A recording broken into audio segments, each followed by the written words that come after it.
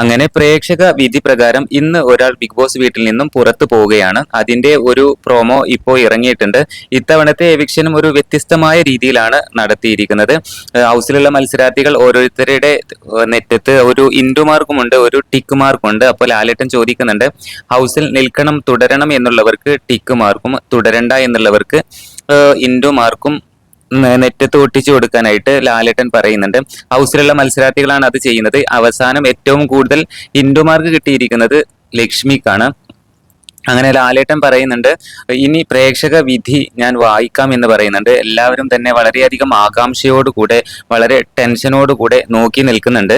ഒരു പക്ഷേ ഹൗസിലുള്ള മത്സരാർത്ഥികളെല്ലാം തന്നെ തെരഞ്ഞെടുത്തിരിക്കുന്നത് ലക്ഷ്മിയെയാണ്. പക്ഷേ പ്രേക്ഷകർ വിധി എഴുതുന്നതായിരിക്കും ഇവിടെ നടക്കാൻ പോകുന്നത്. പ്രേക്ഷകർ ആരെയാണോ സെലക്ട് ചെയ്തിരിക്കുന്നത് അവർ ഇന്ന് എവിക്റ്റ് ആയി പോകുന്നതാണ്.